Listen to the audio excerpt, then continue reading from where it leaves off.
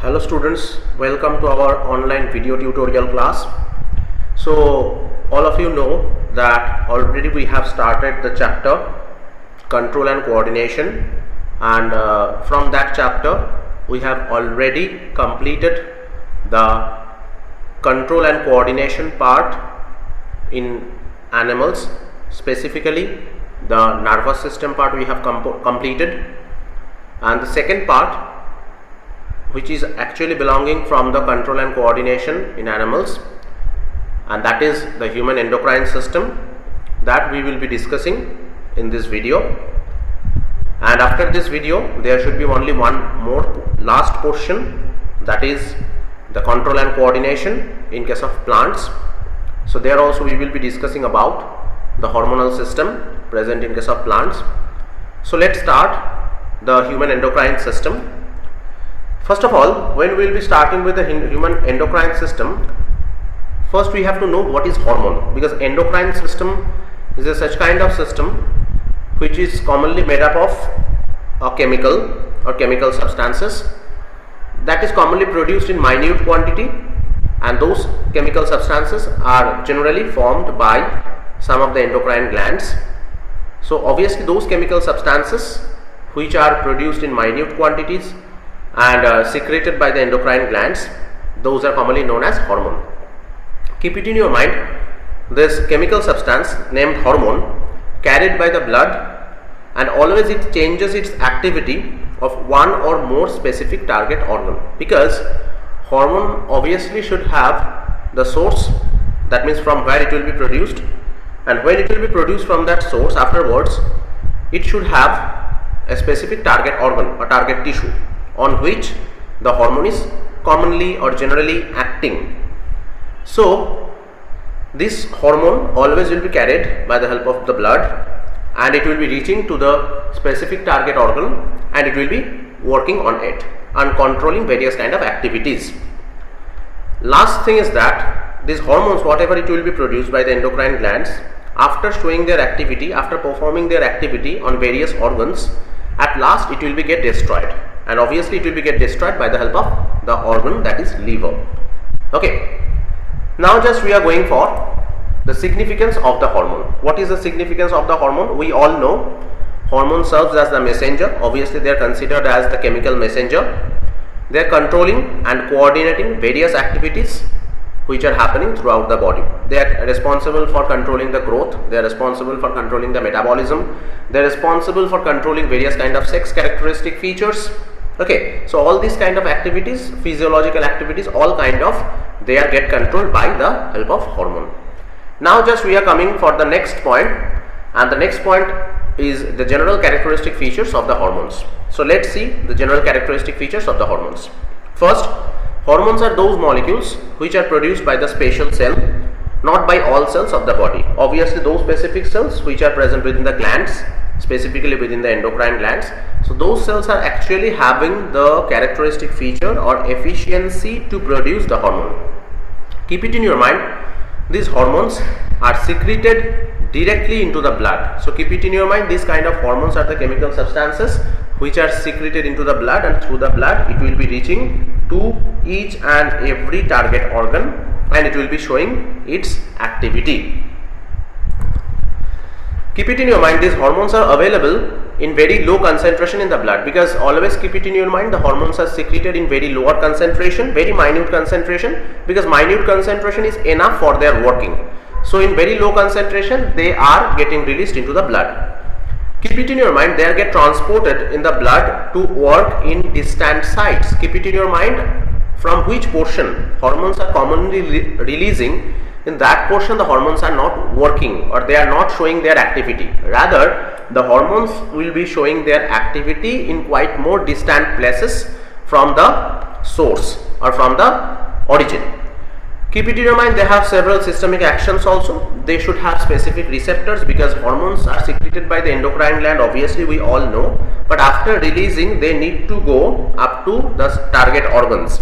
And how they will be interacting with the target organ? Obviously they will be binding to the surface receptors which are present on the surface of the target organ. Maybe sometimes it will be present inside the target organ also. And always keep it in your mind, in different hormones they have different mechanism of their action, okay, because those mechanism of action are obviously different from each other in case of all hormones. Clear? Now we are going for the next slide, and in the next slide we will be discussing about the type of glands. We all know generally there is a presence of endocrine gland, and this gland is responsible for producing the hormones or hormone named chemical substance. But except this gland, there are also several kinds of glands present. As an example, exocrine glands are there, endocrine glands are there, and mixed glands are there. So first one, exocrine gland. What is that? Exocrine gland is a such kind of gland which is secreting their chemical substance outside of the blood vessel. Outside of the blood vessel means where actually they release this. They are releasing their chemical substances within the alimentary canal, or sometimes that can be released also outside of our body, and not only our body, in case of any organism's body. So those glands which are secreting outside of the bloodstream, those are commonly known as exocrine gland. As an example, the sweat gland, secreting sweat obviously outside of our body. Sebaceous gland, that is another exocrine gland which is secreting the sebum, and that is also gets secreted out of our body.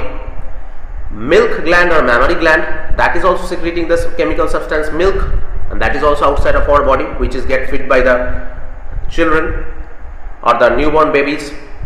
Next, you can consider various kind of digestive enzymes which are present within the digestive juices. So those digestive enzymes are also get released within the alimentary canal. They are not releasing into the bloodstream. So obviously the digestive glands which are present in the inner wall of the stomach, intestine, those all portions, so those are all considered as exocrine glands. Okay. Second, endocrine gland, we all know these are the glands which are responsible for secreting their chemical substance which is commonly known as hormone, and they are releasing those specific substances into the blood and lymph. Okay. And the secretion, obviously they are hormones, and obviously secretion is in very minute quantity. One more thing I have not told here, that I am just mentioning, that in case of exocrine gland, they are always containing duct or tube. Why? Because exocrine glands are containing so many chemical substances which have to release outside of the body or maybe outside of the blood vessel, that is in alimentary canal. So obviously for secreting their substances they need a duct or a tube. But in case of endocrine gland, they don't need any kind of duct or tube. Why? Because they have the blood vessel.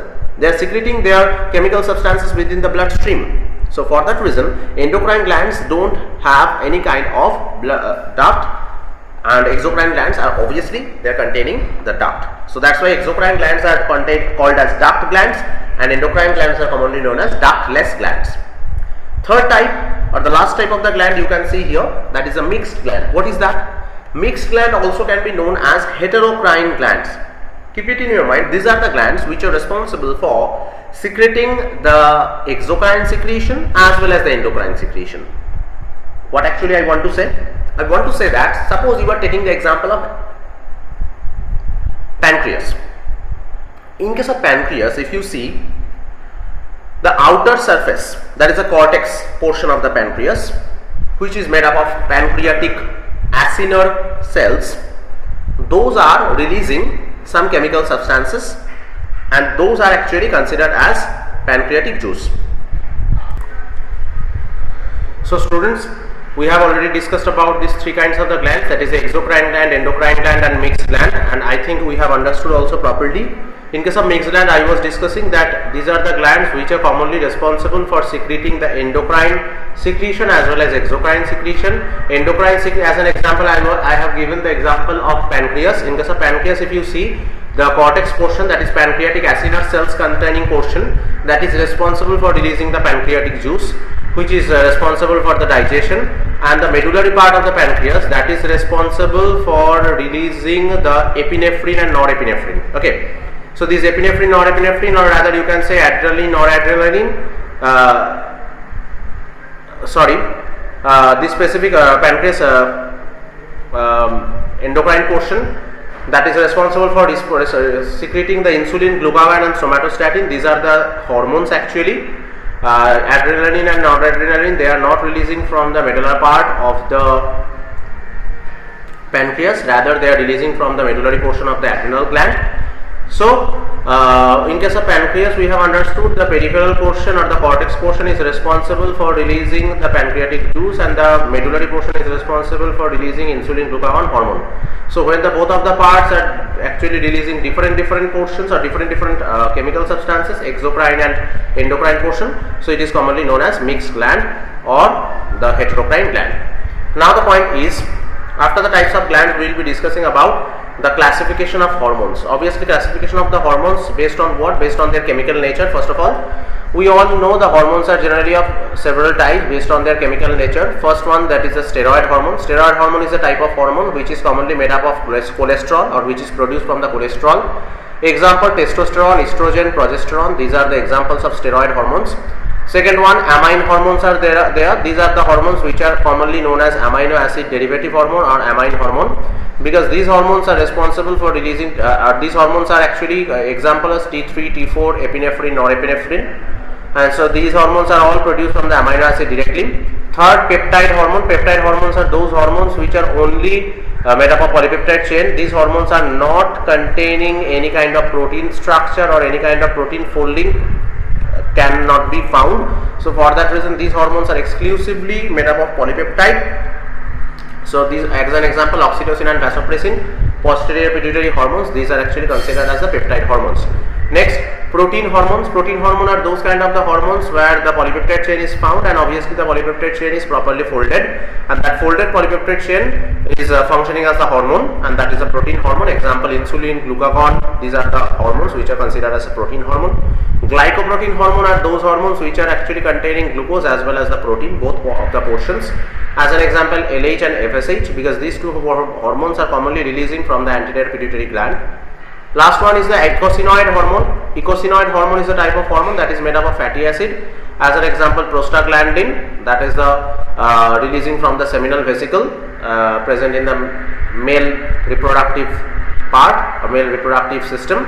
So this hormone is also responsible for performing various activities.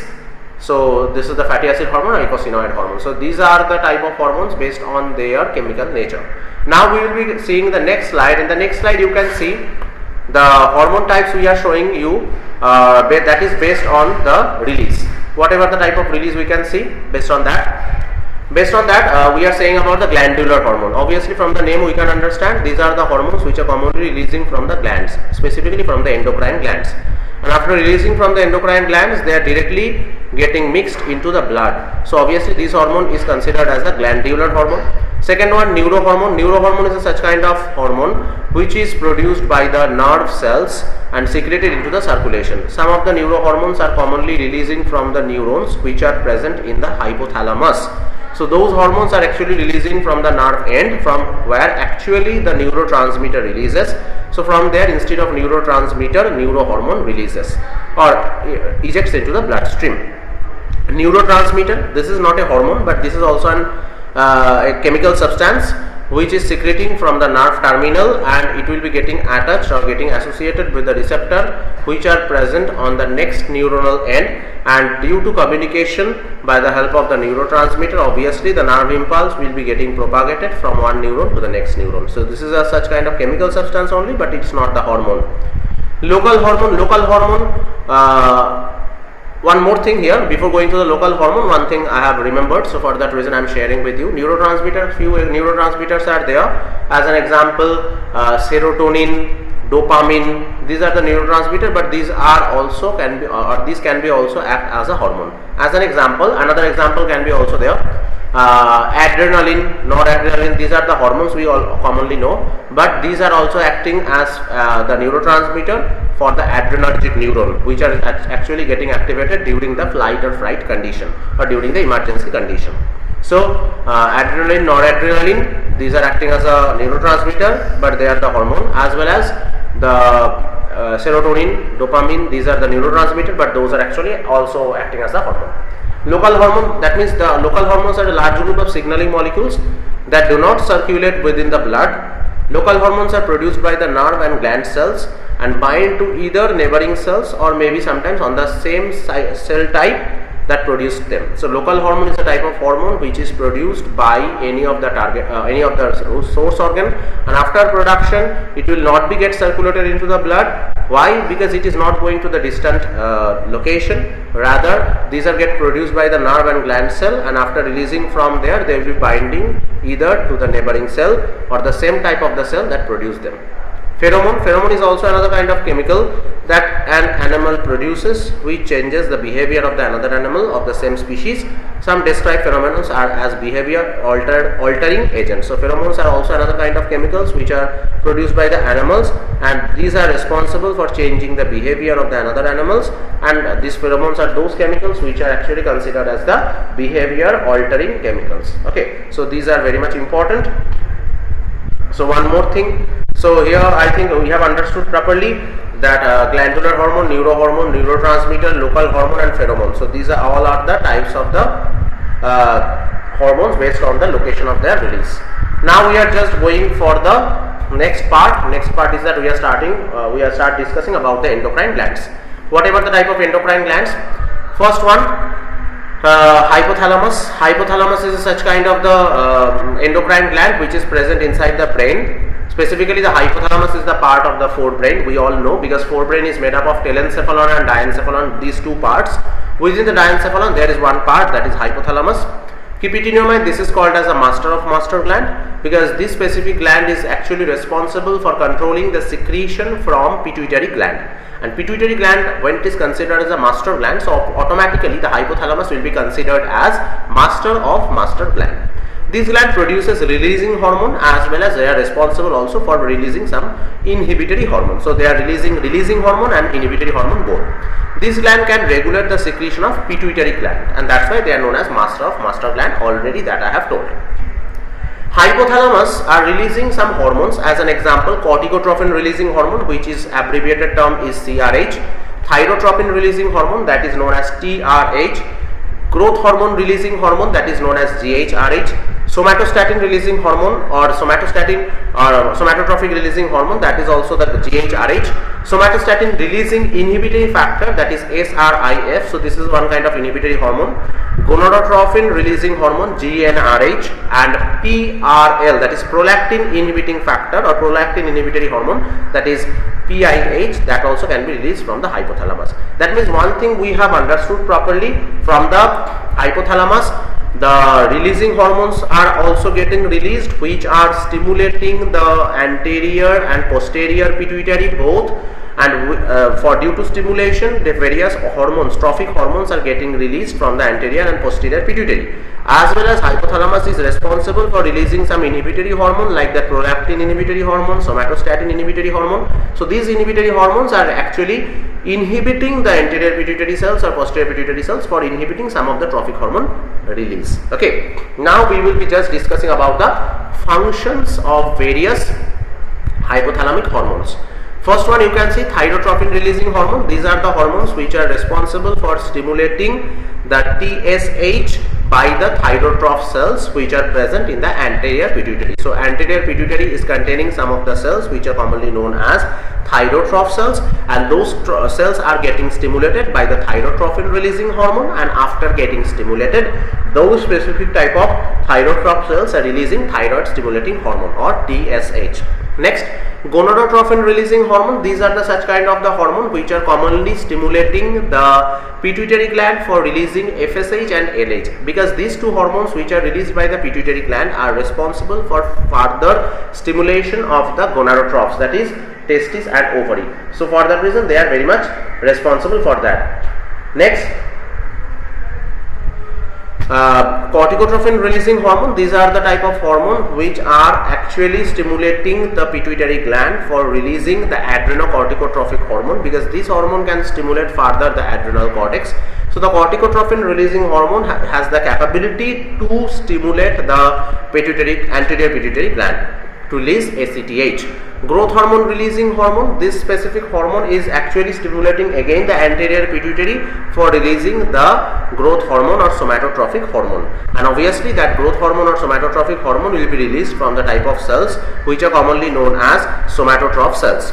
Next, growth hormone, inhibitory hormone, these are the type of, or somatostatin inhibitory hormone, these are the hormones which are actually inhibiting the secretion of the growth hormone by somatotroph cells which are present in the anterior pituitary. That means growth hormone releasing hormone as well as growth hormone inhibitory hormone, both are actually get released by the help of anterior pituitary. And one hormone, that is a growth hormone releasing hormone, is stimulating the secretion of the somatotroph, and growth hormone inhibitory hormone is actually inhibiting the secretion of the somatotroph.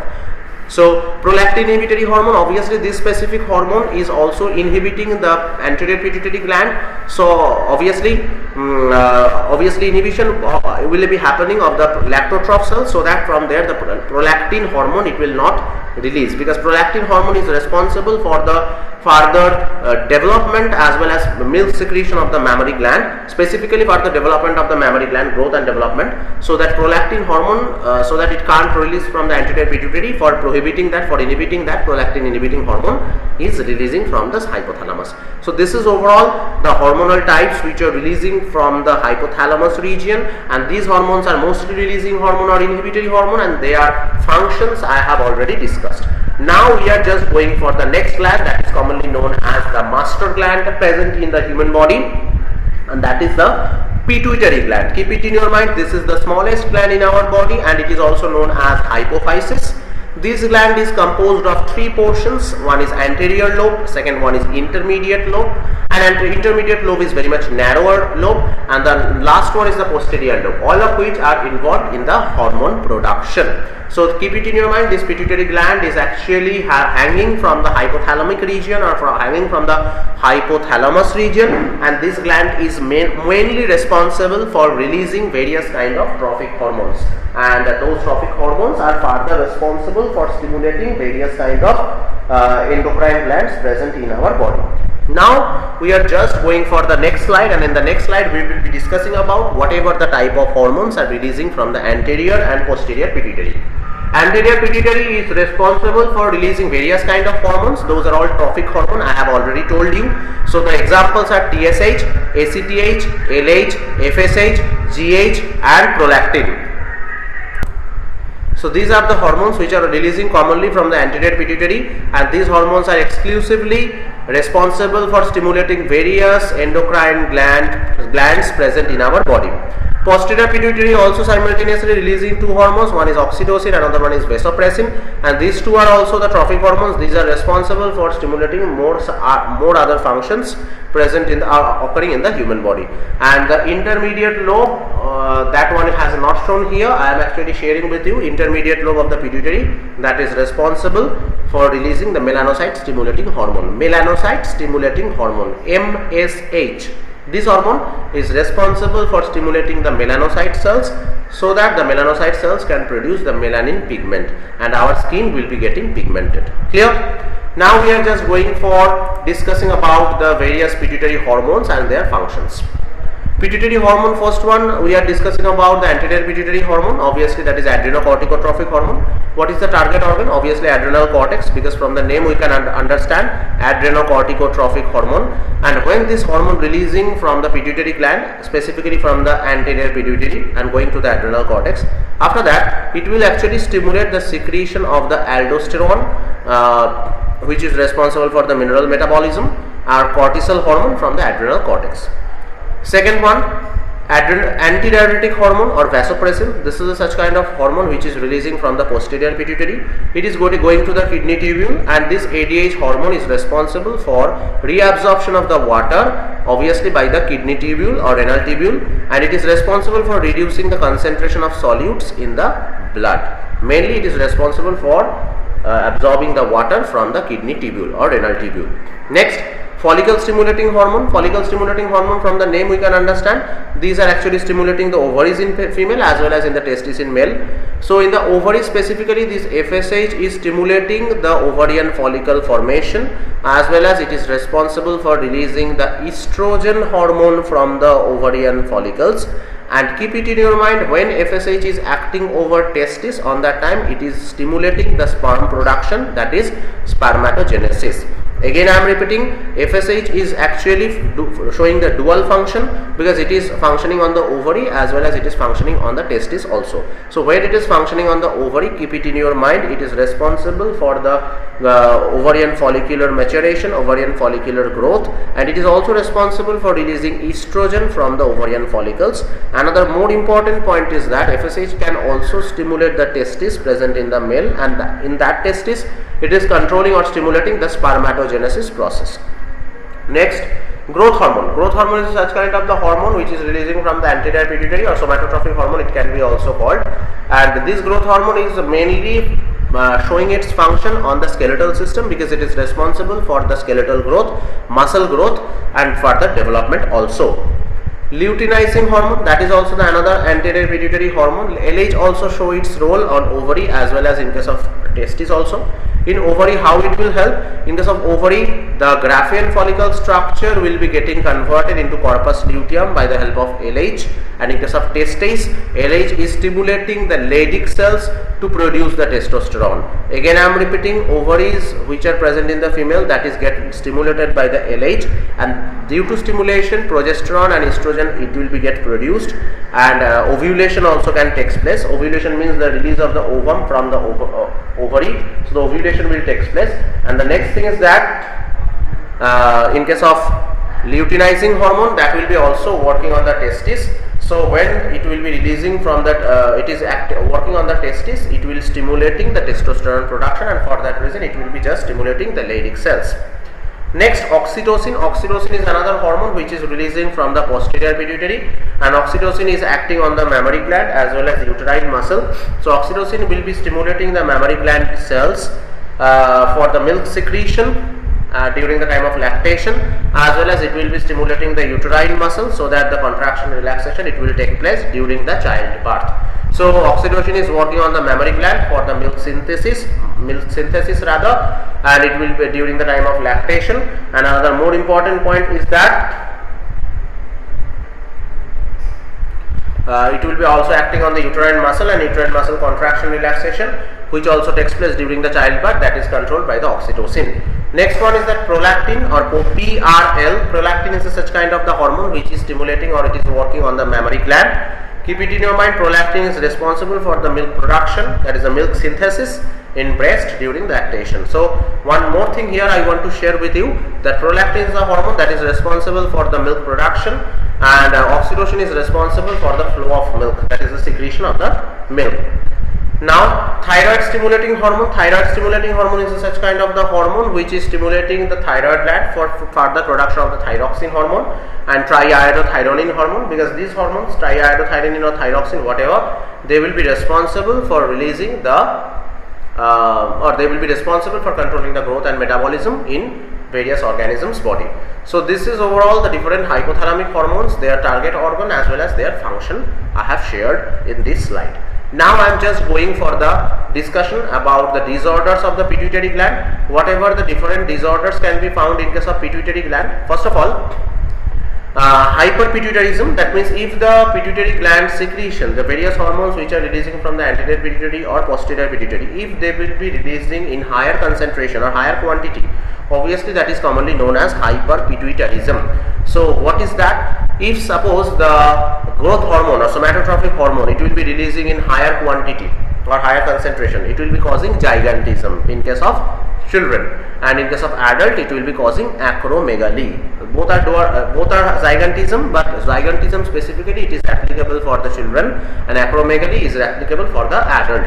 Next, hyperprolactinemia, that is if the prolactin hormone will be releasing in more concentration or more amount, obviously it will be causing Cushing syndrome. Okay, hyperprolactin and Cushing syndrome can be also another disease, not it is caused by the hyperprolactinemia. Hyperprolactinemia is the problem where the prolactin hormone secretion it will happen in a quite more quantity, and automatically the milk synthesis from the mammary gland has also increased. Cushing syndrome also can happen due to hypersecretion of the pituitary gland hormone. Hyperfunctioning of the posterior pituitary gland, that is responsible for inappropriate release of ADH. Antidiuretic hormone is a type of hormone which is releasing from the posterior pituitary, we all know, and hyperfunctioning of the posterior pituitary causing the inappropriate release of this ADH hormone. Next, hypopituitarism. What is hypopituitarism? Hypopituitarism is actually when the pituitary hormones are releasing in less concentration. Then it is known as hypopituitarism. So what is happening?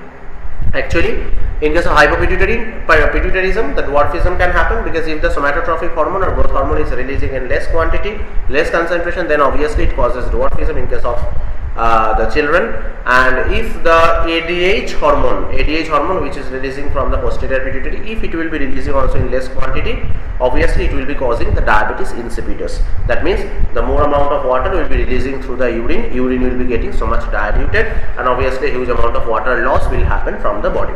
So that is the diabetes insipidus. So these are the over secretion and under secretion related diseases which can be found due to pituitary gland hormones.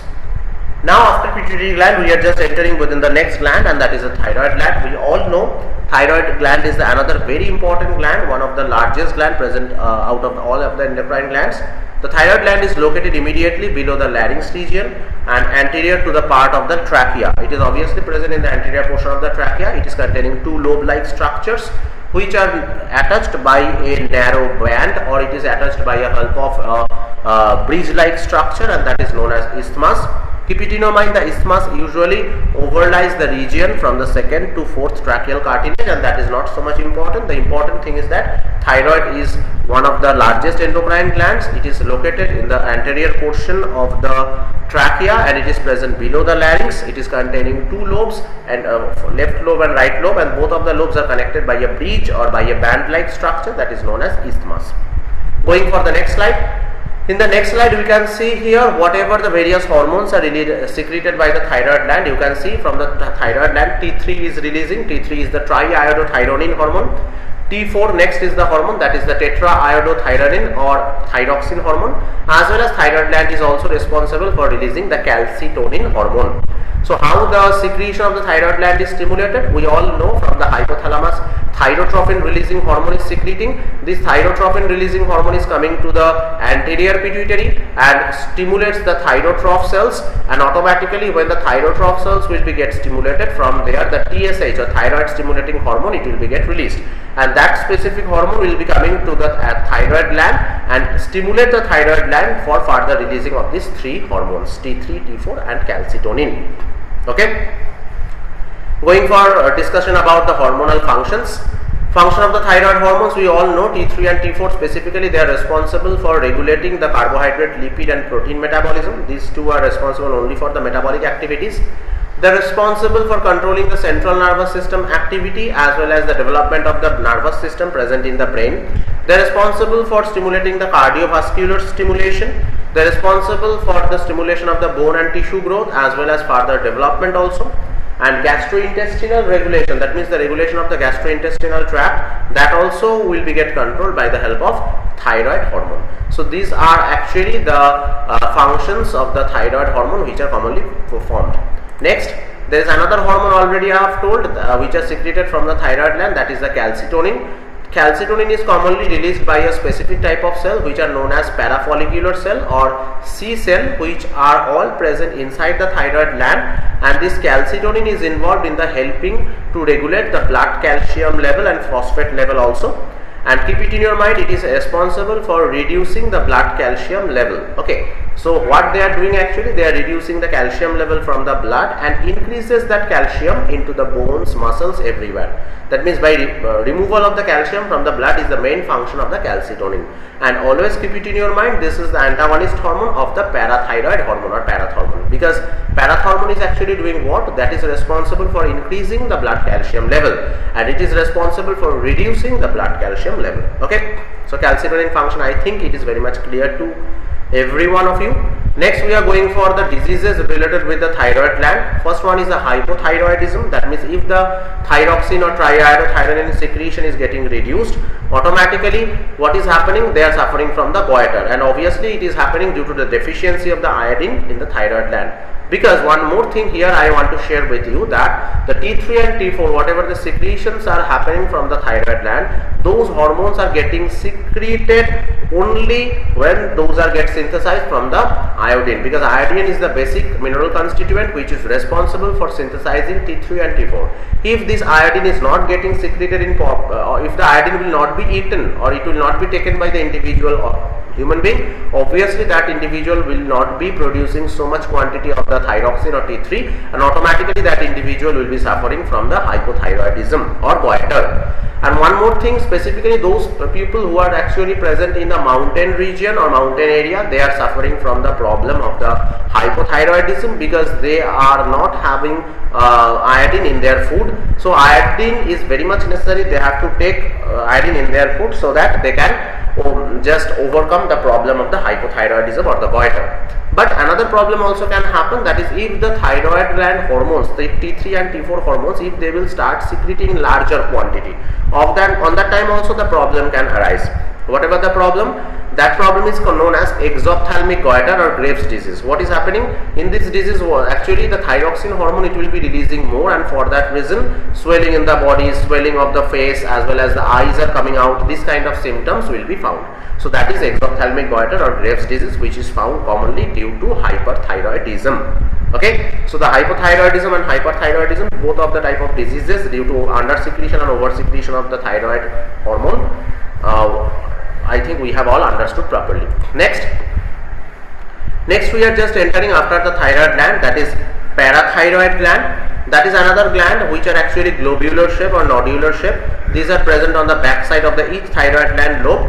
Total 4 glands are present. In the figure you can see properly, these yellow colored nodular shaped glands are actually parathyroid gland, and each of the thyroid lobe, that means this lobe and this lobe, they are containing 2 glands only. One is present towards the upper apex and another one is present in the towards the lower apex or the lower portion of the thyroid gland. So these glands, let's see whatever their function is. Keep it in your mind, the parathyroid gland is responsible for releasing the hormone that is known as parathormone or parathyroid hormone, or it can be also called as PTH in short. So PTH or the parathormone is responsible for increasing the blood calcium level, which is antagonist to the calcitonin, because already I have told in the previous slide that calcitonin is responsible for reducing the blood calcium level, and they are responsible for utilizing the calcium in various aspects. But this specific parathyroid hormone, how they are increasing the blood calcium level? Suppose if the calcium level in the blood it is low, it will be acting on the bone, it will be acting on the kidney, it will be acting on the small intestine. How? When the parathormone will be acting on the bones, it will be responsible for the resorption of the calcium from the bone. That means it will be creating some of the decay in the bone, so that the calcium will be taken from there and the calcium will be added into the blood. It will be also working on the kidney. Why? Because from the kidney, when the various kinds of minerals will be absorbed, on that time that calcium will also will be get absorbed by the kidney tubule, that is controlled by the help of this parathormone, as well as the same function, the function of reabsorption from the small intestine, that also has been performed by the help of this parathormone. And keep it in your mind, when this from these 3 locations calciums are obtained, obviously that calcium will be added into the blood, and obviously the blood calcium level will be get increased. That means the function of the calcitonin will be get reversed by the help of this parathormone. Okay, and this parathormone is functioning like that. Next, going for the thymus gland. What is about the thymus gland? Thymus gland is such kind of the gland which is commonly, it is a very small organ rather, it is present behind the breastbone or the sternum, and keep it in your mind, it is very much important, functioning both in the immune system as well as in the endocrine system. Specifically they are having the role in the immune system, because they are responsible for the producing the T lymphocyte cells. So here the functions are written. Thymus gland releases thymosin hormone, and that thymosin hormone serves a vital role in the training and the development of the T lymphocyte cells or T cells, and that is extremely important type of the white blood cells. So thymus gland is responsible for the thymosin secretion, and thymosin is responsible for developing the T lymphocyte cells or T cells, and that T lymphocyte is obviously responsible, or it is very much required for fighting against the pathogens which have entered in our body. They are actually encountering the various kind of pathogens which have entered in our body. Next, after thymus gland, we are starting with the next gland, and that is the pancreas gland, that is located behind the stomach. We all know, in the upper left abdomen. Keep it in your mind, it is surrounded by the other organs including the small intestine, liver and spleen. Obviously it is surrounded by these all organs. Keep it in your mind, this is a spongy organ, extend horizontally across the abdomen, and it has also two parts. One is endocrine part, that is the inner or medullary part, and another one is the exocrine part, that is the cortex or peripheral part. So let's see whatever the hormones are getting secreted from the pancreatic endocrine part or the medullary part. Keep it in your mind that these are the several enzymes which are releasing from the pancreas, and these are the enzymes, that is amylase, lipase, protease. These are all the exocrine, releasing from the exocrine portion.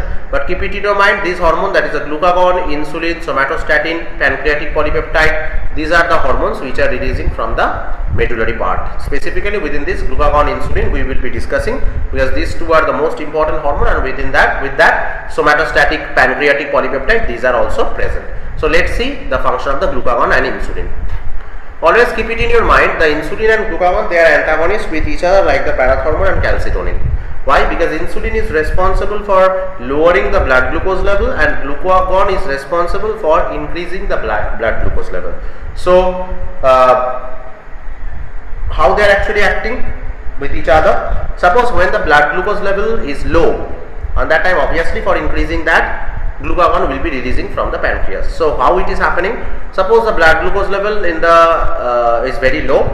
This specific type of event is stimulating the pancreas gland. From the pancreas there is one specific type of structure in the endocrine portion, that is islets of Langerhans. Keep it in your mind, in the pancreas portion, the medullary portion is containing one part that is known as islets of Langerhans, and that islets of Langerhans is containing one cell that is known as alpha cell. So from the alpha cell, glucagon is getting released. Glucagon, after releasing, it is coming to the liver, and after coming to the liver, whatever the quantity of the glycogen remains stored within the liver and muscle, that will be broken down into the glucose, and after broken down into the glucose, that glucose will be actually added into the bloodstream. So automatically blood calcium level, which was initially reduced, that is getting achieved by the action of glucagon. So glucagon, always keep it in your mind, is releasing from the alpha cells of the islets of Langerhans and working of this liver, and when it is working on the liver, automatically the glucose which is stored within the liver in a form of glycogen, that will be broken down, and that will be adding the blood glucose into the bloodstream. Next, if the blood glucose level is very high, on that time also another hormone will be getting stimulated, that is insulin. How? The blood glucose level, when it is high, it is again stimulating the pancreas gland, and specifically in the pancreas gland, the beta cell will be getting stimulated, because from the beta cell, when it will be getting stimulated, obviously from there the insulin hormone will start release, and when the insulin will be start releasing, automatically it will be start taking the glucose molecules from the blood and storing those specific glucose molecules in a form of glycogen within the liver as well as in the muscle cells. And fat cells or the adipocyte cells are also responsible for taking those glucose from the blood. So this is overall the function of the insulin and glucagon, and keep it in your mind, these two, insulin and glucagon, both of the hormones, they are antagonists to each other. They are actually one is increasing the blood glucose level, another one is decreasing the blood glucose level. Going for the next slide, and in the next slide we will be discussing about the disease regarding the insulin, that is known as diabetes mellitus. Diabetes is a lifelong disease, and it is a group of metabolic disorder which is characterized by the high level of the sugar. That means when the glucose level in the blood is getting enhanced, on that time only this problem is known as diabetes mellitus, and it is exclusively happening due to under secretion of insulin. Keep it in your mind, it is caused due to the deficiency of the insulin. I have already told you, and insulin is secreted by the beta cells of the pancreas to control the blood sugar level. You all know, blurry vision, excess thirst, fatigue, frequent urination, hunger, weight loss, these are the some common symptoms found in case of diabetic patient. And how the diabetes mellitus problem can be minimized? Obviously by administrating the insulin hormone, this kind of diabetes mellitus problem can be minimized. So this is the problem which is found, which is regarding the pancreas gland, obviously due to under secretion of the insulin. Now we are going for the next type of the gland, and the next type of the gland is adrenal gland. This is another very important abdominal abdominally located endocrine gland. Keep it in your mind, this gland is located on the top of the kidney. That's why they are known as suprarenal gland, because they are present at the top of the kidney and they are triangular shaped. Keep it in your mind, the adrenal gland is made up of two portions. One is adrenal medulla and another one is adrenal cortex. And keep it in your mind, from the adrenal cortex some of the hormones are releasing. As an example, glucocorticoid, mineralocorticoid, sex corticoid, these are the hormones. And from the adrenal medulla also two hormones, adrenaline and noradrenaline, these are the hormones are releasing. So in the next page we will be just seeing whatever the type of hormones are releasing from the adrenal gland, specifically from the cortex. Just now I have told the mineralocorticoid, gonadocorticoid, that is the sex corticoid, and glucocorticoid, they are releasing. And from the medullary portion, this is the medullary portion from where the epinephrine and norepinephrine, or rather adrenaline and noradrenaline, they are releasing. So let's see the functions of these hormones. First of all, from the adrenal cortex, the hormones which are releasing, that is mineralocorticoid, glucocorticoid and sex corticoid. So mineralocorticoid, what they are doing actually, they are actually regulating the salt and water balance in the blood by increasing sodium and water absorption, and potassium secretion by the distal convoluted tubule in the kidney also get enhanced by the help of mineralocorticoid. So overall, if you want to remember the function of the mineralocorticoid, only remember it is responsible for the mineral metabolism. It is responsible for maintaining the mineral balance in the body. Glucocorticoid is exclusively responsible, it is suppressing the immune response and it is regulating the carbohydrate metabolism. Glucocorticoid is actually the family of hormone. It is also containing several other type of the hormones, but keep it in your mind, it is responsible for suppressing the immune system as well as it is responsible for regulating the carbohydrate metabolism. Last one, that is a weak androgen or the sex corticoid hormone. It is responsible, it is a precursor for the testosterone production. Okay. Adrenal medulla, already I have told, there are some specific cells which are commonly known as chromaffin cells, and these cells are actually releasing two type of hormone. One is epinephrine, another one is norepinephrine. Keep it in your mind, this epinephrine and norepinephrine, they are responsible. Epinephrine specifically, that is the adrenaline, that is increasing heart rate, respiration rate, blood pressure, constricting the blood vessel to reduce the blood flow to the GI tract. What actually they are doing? This adrenaline hormone, we all know that they are commonly known as stress hormone. Okay, so when we are present in the stressed condition, or we are very much anxious about anything, so on that time this adrenal medulla hormone is responsible, that specific adrenal medulla hormone, that is adrenaline hormone, is responsible for supporting our body during that stressful condition. Because when we are very much anxious about anything, when we are actually present in emergency condition, we are getting frightened by seeing anything, by understanding anything, so on that time sometimes it is found that any of the individual are getting faint. But for preventing any individual from getting faint, this specific hormone, that is this epinephrine or adrenaline hormone, is actually helping. Okay, so it is actually responsible for increasing heartbeat rate, respiration rate and all these things, and by that they are actually trying to support our body during this fight or flight condition. So I think the adrenal gland and their hormones are very much clear to each and every one. Now we are going for the testis location. Next hormone, next gland, that is the testis. Keep it in your mind, this testis specifically is responsible. Testis is located where? It is primary sex organ with the sperm cells and male sex hormones which are releasing from them. And keep it in your mind, they are present within the scrotal sac which are hanging on the both side of the male external genitalia or the penis. So on the both side of the penis, this specific scrotal sac or the scrotum is present, and from there this testis, from within which the testis is present.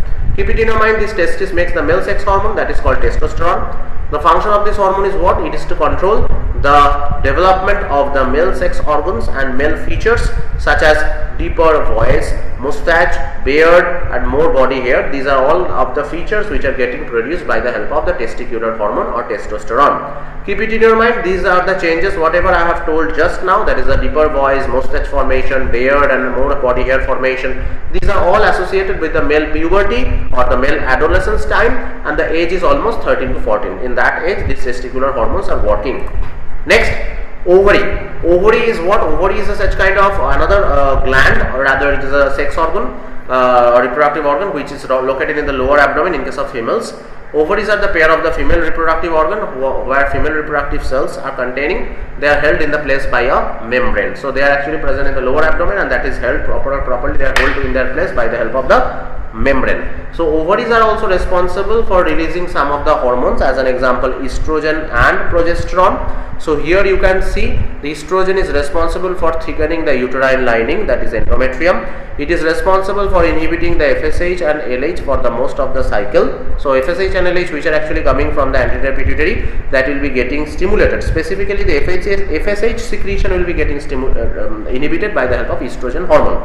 Why? Because the FSH is responsible for secreting the estrogen from the ovary. So when the estrogen hormone will be getting increased in the blood, automatically it will inhibit the FSH secretion from the anterior pituitary. It will stimulate FSH and LH release pre-ovulation. Okay, stimulates FSH and LH release from the before pre-ovulation. So next one, third function is not so much important. Main function is it is inhibiting the FSH and LH for most of the cycle. Progesterone, it is thickening uterine lining, that is the endometrium. Estrogen has also another function that I have not mentioned, or it is not mentioned also here. The estrogen is responsible for making the various kind of sex characteristic features in the female. So this is very much important feature, estrogen, which is performing. Progesterone, it is responsible for thickening the inner lining of the uterus, and keep it in mind, that is known as endometrium, and it is also responsible for inhibiting the secretion of the FSH and LH. So that also the function is performed by the help of this progesterone hormone. Next,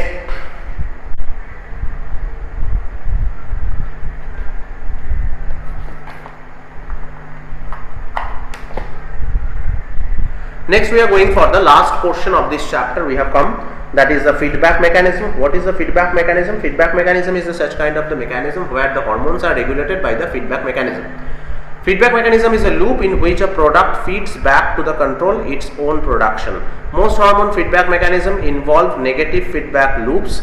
Negative feedback keeps the concentration of a hormone within a narrow range. Actually, I am just explaining you. Feedback is a such kind of the mechanism which is commonly found in case of the hormone, and in case of other aspects also this feedback mechanism can be found. But what is this?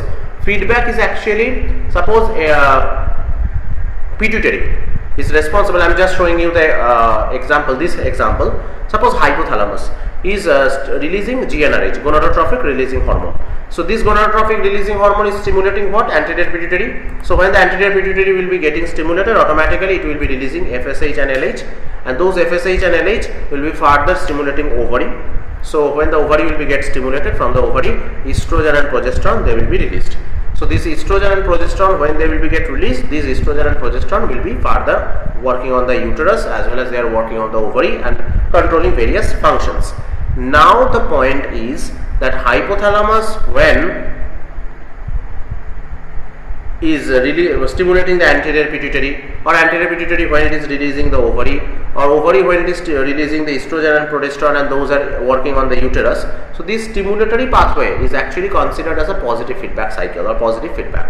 But when the estrogen and progesterone level is getting very much higher, those are not more required, the secretion is not more required. On that time, estrogen and progesterone only inhibits the anterior pituitary as well as hypothalamus for stopping the further secretion of the GnRH and FSH-LH. So keep it in your mind that feedback mechanism is such kind of the mechanism. It is a circular pathway where the secretion of the hormone as well as stopping the secretion of the hormone both are get controlled. And positive feedback is that where any specific endocrine gland is stimulating any other gland, or any specific type of pituitary gland or hypothalamus is further stimulating any other endocrine gland for their secretion, then it is known as positive feedback. But when the secretion has been started in higher quantity, huge amount of hormone has been already secreted into the bloodstream, now obviously that hormone, higher concentration of the hormone, it will again reverse the activity of the anterior pituitary and hypothalamus, because it will only stop the secretion of the hypothalamus and anterior pituitary, so that the further estrogen and progesterone production of that specific hormone production will be get stopped. So this is the negative loop or negative feedback. So this overall positive and negative feedback, when they are present simultaneously, that is producing the feedback mechanism. Entirely keep it in your mind, feedback mechanism is a mechanism which is responsible for controlling the secretion of the hormone, and if the hormone will be over secreted, then also the process of secretion get stopped by the help of this negative feedback mechanism. Clear? So up to this slide we have completed, and this coordination in animal, that is the entire endocrine system, it is getting controlled. In the next video I will be discussing about the control and coordination in the plants, and automatically the entire chapter will be get finished. So up to this we have done already the nervous system of the human, it is done, and today with this video we have completed our endocrine system in human. I think you have understood the entire video. In each and every slide, each and every point is very much clear to each and every one. And if you have any query, obviously during the time of studying, you obviously can ask me in WhatsApp, as well as you can call me also. That is already like the previous I have told you, and I think you have enjoyed this video a lot. Thank you everyone for listening. Thank you again.